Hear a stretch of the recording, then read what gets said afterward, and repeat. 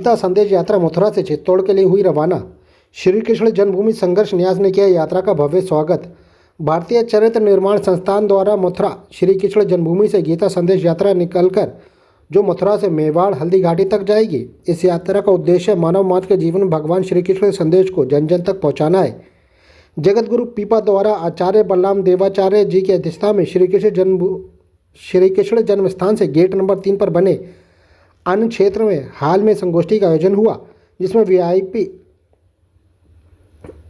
सिंह राज्य मंत्री दर्जा प्राप्त उत्तर प्रदेश सिडको के अध्यक्ष मुख्य अतिथि के रूप में मौजूद रहे। उन्होंने कहा कि भगवान श्री कृष्ण ने संपूर्ण गीता में कर्म को प्रधान माना है। उनके बताए संदेश को जन जन तक पहुंचकर मानव मात्र के जीवन में मूलभूत परिवर्तन किया जा सकता है।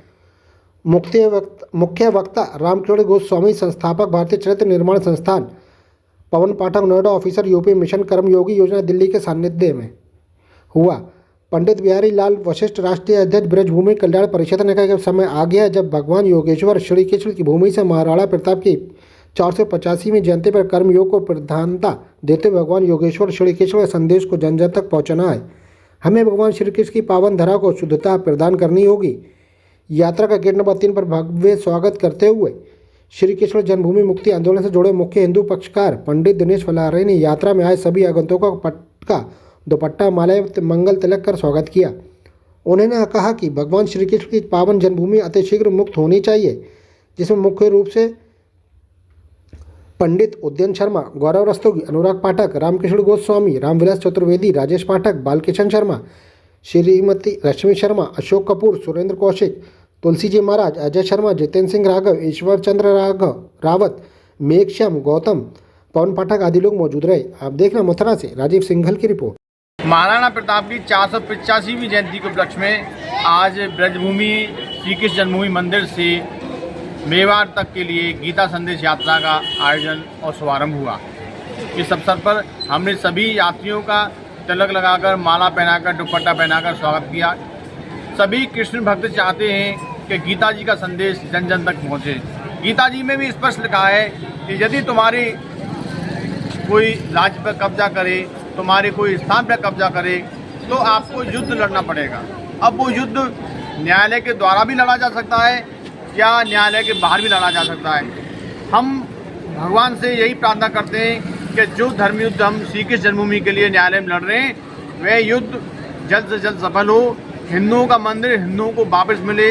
यही सभी कृष्ण भक्तों की प्रार्थना है, यही सभी कृष्ण सनातनी हिंदुओं की अभिलाषा है कि हमारे ठाकुर जी का गर्भगृह जल्द से जल्द मुक्त हो और संपूर्ण भारतवर्ष में इस यात्रा का संदेश पहुँचे।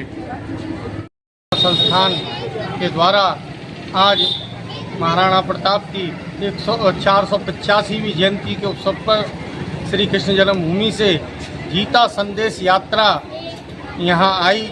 हम सभी ब्रजवासियों ने हृदय से उनका सभी का सम्मान किया, स्वागत किया।